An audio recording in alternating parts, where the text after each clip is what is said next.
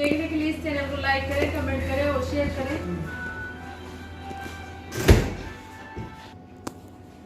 नमस्कार दोस्तों, आज हम बताना चाह रहे हैं आपको मॉनिटर और एनेस्थीसिया मशीन कैसे मॉनिटर वर्क करता है, इसमें कौन कौन सी रीडिंग होती है, कौन कौन से तरीके से ये काम करता है, कितना इसका लेवल होता है, क्या चीजें होती हैं। ये अपनी एनेस्थीसिया मशीन है, इसके बारे में बताना चाह रहे हैं कि ये कौन सा पार्ट है, कौन से पार्ट में क्या चीज होती है, कैसे उपयोग किया जाता है, क्या चीज रखी जाती है, क्या नहीं रखी जाती।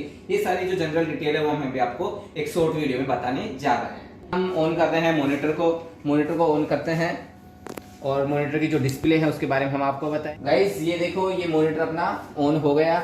अब ऑन होने के बाद ये कौन सी चीजें कहाँ दिखाता है, कौन से अपन को लीड लगानी होती है, कैसे लीड काम करती है, कैसे काम नहीं करती है, वो सब चीजें हम ये भी आपको बताने जा रहे हैं। हमारे साथ हैं ब्रिजमोहन जी आगे आइए। और ये अपनी जो लीड वगैरह है ये लाइए एक बार। प्रोब लीड है जो सैचुरेशन और पल्स दोनों को बताती है इसको। और ये अपनी जो है बीपी लीड है, बीपी कप के साथ कनेक्ट होती है। ये बीपी कनेक्ट जो पेशेंट के साथ कनेक्ट होता है जब जाके बीपी बताता है। ये अपना ईसीजी लीड है, ये अपनी ईसीजी की इलेक्ट्रोड्स वगैरह इसके साथ कनेक्ट रहते हैं और ईसीजी की रीडिंग को बताते हैं। तो हम कैसे यूज करते हैं उसके बारे में भी आपको बताने जा रहा हूँ। मैं सर्वप्रथम स्टार्ट करता हूँ अपने प्रोब से। ये अपना सैचुरेशन प्रोब है, इसको अपन लेके कोई सी भी उंगली में वैसे लगा सकते हैं। और ये जो अपना सेंसेशन होता है, इसकी जो रेड लाइट होती है, इसके अंदर दो लाइट होती है, इंफ्रारेड और रेड लाइट। रेड लाइट को अपन पेशेंट के नाखून के पास में रखते हैं जिससे कि अच्छी रीडिंग दे सकता है।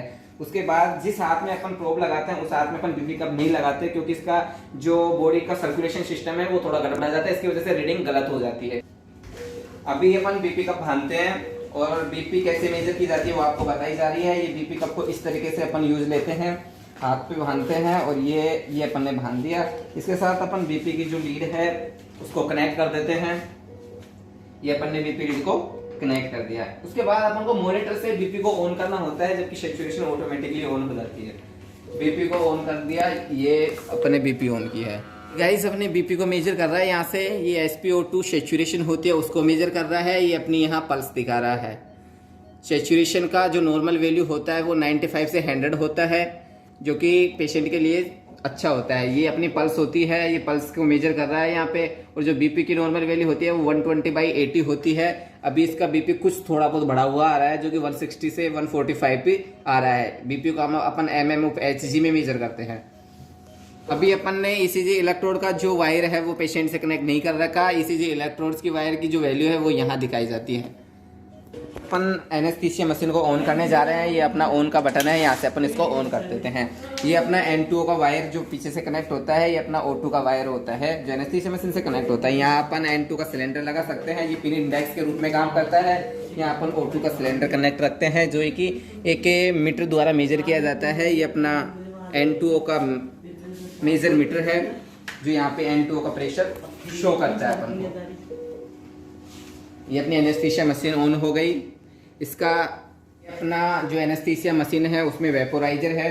वेपोराइजर आइसोफ्लोरिन, सेवोफ्लोरिन जो कि एनेस्थेटिक गैसेज हैं उनको डालने में काम करता है। वेपोराइजर में अपन को लिक्विड फॉर्म में डालते हैं, ये गैसीय फॉर्म में कन्वर्ट होकर पेशेंट तक जाता है, जो पेशेंट को सडेशन के लिए हेल्प करता है। ये अपना फ्लोमीटर है। फ्लोमीटर में अपन नाइट्रस ऑक्साइड का फ्लोमीटर है, ये ऑक्सीजन का फ्लोमीटर है। जैसे अपन नाइट्रस ऑक्साइड चालू करते हैं वैसे ही अपना ऑक्सीजन भी चालू हो जाता है। ये ऑटो सिस्टम होता है जो कि पेशेंट को चलाने के लिए हेल्प करता है, क्योंकि अपन ना तो पेशेंट को सिंगल नाइट्रस दे सकते ना कुछ, इसलिए ऑक्सीजन चालू होना नाइट्रस साथ जरूरी होता है। तो ये अपने नाइट्रस का प्रेशर दिखाता है, ये ऑक्सीजन का प्रेशर दिखाता है। यहाँ से अपन एंटर करते हैं। ये अपना APL वाल यानी इसको अपन बैग एंड मास्क पे लेने के लिए हेल्प करता है। ये दूसरा होता है वेंटी पे जब अपन पेशेंट को लेते हैं तो ये वाली बत्ती ऑन हो जानी चाहिए और यहाँ पे जो इस सिस्टम के द्वारा वेंटी से ऑन किया जाता है। ये अपने टाइडल वॉल्यूम को कम करने और ज़्यादा करने में हेल्प करने वाला बटन है। और अपना जो नेक्स्ट है ये है इमरजेंसी ऑक्सीजन। जब पेशेंट को ज़्यादा ऑक्सीजन देनी होती है तो इसको अपन दबाते हैं, दबाने के बाद पेशेंट को ज़्यादा ऑक्सीजन मिल पाती है। इसके 3 ड्रॉर हैं। दोस्तों हम अभी आपको बताने जा रहे हैं कि कैसे पेशेंट को वेन सर्किट द्वारा बैग पे रखा जाता है, बैग को कैसे यूज किया जाता है, कैसे चलाया जाता है। ये जो APL वाल है, ये APL लिखा हुआ है, ये बैग का चिन्ह है। इसको अपन बैग को पेशेंट को लेते हैं। ये बैग पे हो गया। इस यहाँ से अपन नाइट्रस ऑक्साइड को और ऑक्सीजन को बढ़ाते हैं। जैसे अपन ने ये ऑक्सीजन बढ़ा दिया। ऑक्सीजन बढ़ाने के बाद जब पेशेंट को बैग पे अपन रखते हैं स्टार्टिंग में इंट्यूबेट करने के लिए, उस टाइम पे अपन ऑक्सीजन चालू करके पेशेंट को बैग द्वारा कनेक्ट रखते हैं। ये अपना बैग का ओपन सर्किट और वेन सर्किट है। ये यहाँ से ओपन करते हैं इसको, ये क्लोज हो गया, अभी यहाँ ये ओपन हो गया। ये अपना बैग है और ये जो अपना मास्क है उसको अपन कनेक्टर द्वारा ये अपने बैग को मास्क के द्वारा पेशेंट तक कनेक्ट रखते हैं, जो पेशेंट को ऑक्सीजन देने के लिए हेल्पफुल होता है। जैसे अपन ने इसको दिखाता हूँ मैं आपको, ये अपन ऑक्सीजन यहाँ से बढ़ा देते हैं। ये देखिए दोस्तों, ये अपना बैग फुल गया। इस बैग की हेल्प से अपन पेशेंट को यहाँ कनेक्ट करके ऐसे बैग को दबाते हुए पेशेंट को ऑक्सीजन देते हैं। जब अपन पेशेंट को बैग से वेंटिलेटर पे लेते हैं तो ये जो एपीएल वाला है इसको बंद किया जाता है। उसके बाद ये जो ओपन सर्किट है उसको भी बंद किया जाता है।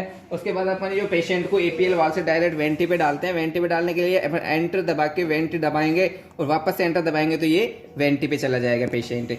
और इसके साथ देखिए ये अपन का टाइडल वॉल्यूम दिखा रहा है, फ्लोमीटर दिखा रहा है कि अपन कितना पेशेंट को ऑक्सीजन सप्लाई कर रहे हैं, किस प्रकार से पेशेंट का प्रोसीजर काम कर रहा है, वो चीज़ें बताई जा रही है। ये पेशेंट के साथ कनेक्ट होता है। इसको अभी अपन ने जो बैग है उसके साथ कनेक्ट कर रखा है, ये दिखाने के लिए कि पेशेंट को कितना कैसे ऑक्सीजन मिलता है। अपन इसको डिस्कनेक्ट करके और इसके साथ अपन ईटी ट्यूब को कनेक्ट कर देते हैं जो कि पेशेंट के साथ डली हुई होती है। एनेस्थीसिया मशीन के साथ कनेक्ट सोडा लाइम कंटेनर होता है जो कि पिंक कलर का होता है। ये जब पेशेंट रीब्रीथिंग करता है तो इसके पेशेंट की जो CO2 निकलते हैं उसको एब्जॉर्ब करने का काम होता है। और ये जैसे अपन को चेंज करनी होती है तो इसका पिंक कलर चेंज होकर व्हाइट कलर में चेंज हो जाता है और ये CO2 द्वारा पूरी तरीके से डिस्कार्ड करने लायक हो जाती है, तो इसको कुछ दिन बाद में डिस्कार्ड कर देते हैं। सो गाइस, वीडियो को लाइक करें, कमेंट करें और शेयर करें।